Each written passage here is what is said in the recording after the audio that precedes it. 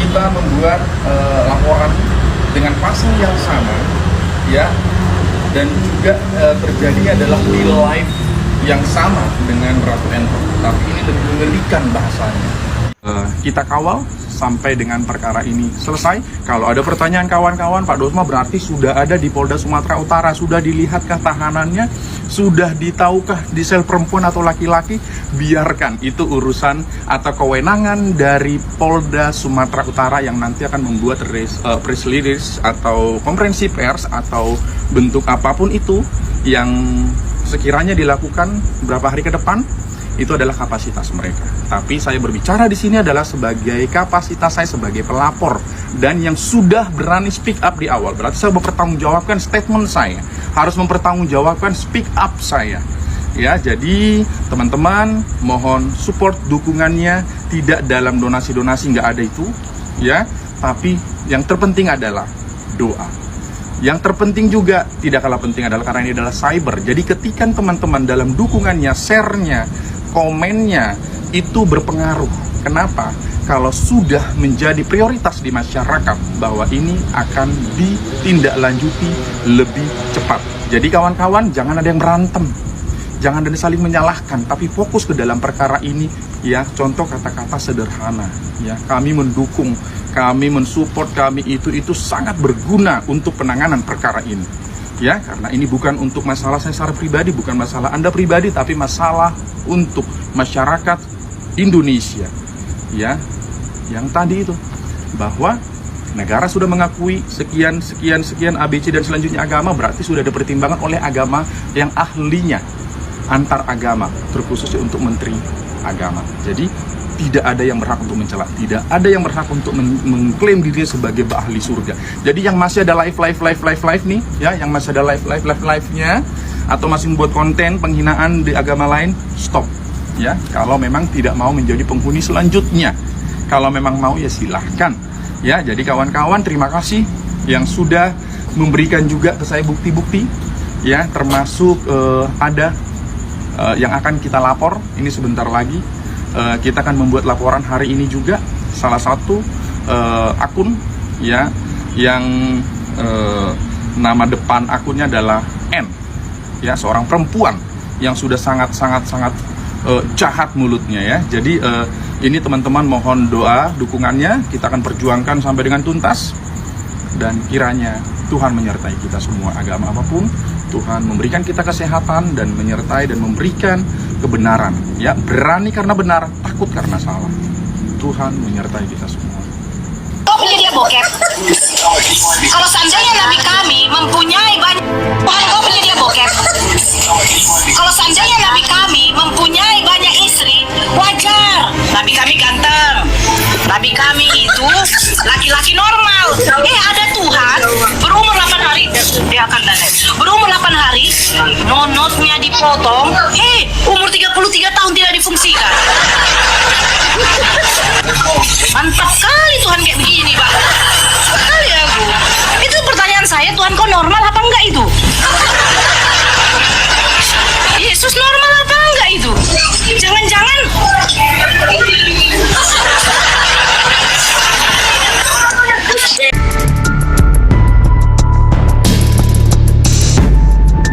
Pak Polisi, ini ada PR satu lagi buat panjenengan.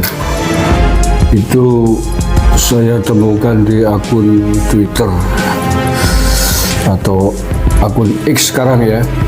Katanya namanya Nora Aritonang. Dia dengan sangat gamblang menghinakan sesembahan umat Kristiani. Dia menyebut jelas-jelasan Tuhan Yesus. Ini tidak boleh dibiarkan, Pak. Nanti berbahaya. Ini kan orang-orang yang merusak kerukunan antar umat beragama. Sebagaimana kemarin ketua FPI di Parepare ditangkap, sudah ditahan.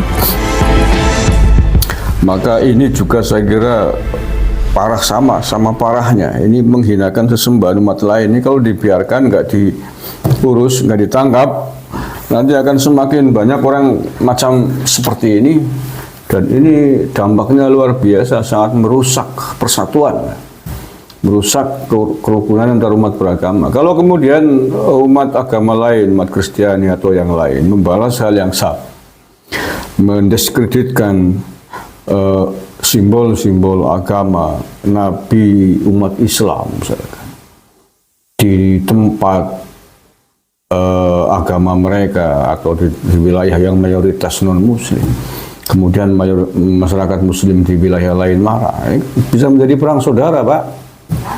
Iya, makanya sekali lagi saya sudah beratus-ratus kali mengingatkan orang-orang seperti ini tidak boleh dibiarkan. Ya kebetulan ini pelakunya muslim ya, dari pakaiannya dia pakai kerudung pasti seorang muslimah. Apalagi seorang muslimah sebagai warga mayoritas di tanah air ini ya, mestinya memberikan contoh yang baik, memberikan teladan uswah yang hasanah yang baik kepada warga lain yang minoritas. Jangan mentang-mentang mayoritas kemudian seenaknya menghinakan, merendahkan, menyudutkan sesembahan nabi umat agama lain. Ini sangat-sangat berbahaya. Ini momennya kebetulan bareng dengan momen pare-pare.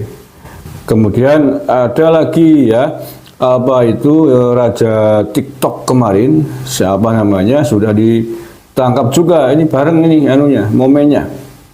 Seleb TikTok yang namanya Ratu Entok itu juga indikasinya penistaan agama, sudah ditangkap. Ini saya baca ini. Ini kalau Ratu TikTok ditangkap, ini juga ditangkap ini.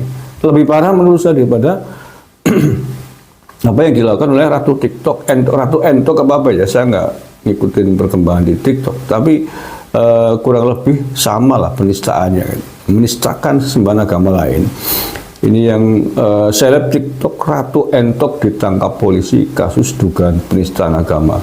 8 Oktober, hari Selasa, berarti kan kemarin, sama kan? Kejadian sama dengan peristiwa ini. Ratu Talisa alias Ratu Entok ditangkap personel Direktur Reserse Siber Polda Sumatera Utara.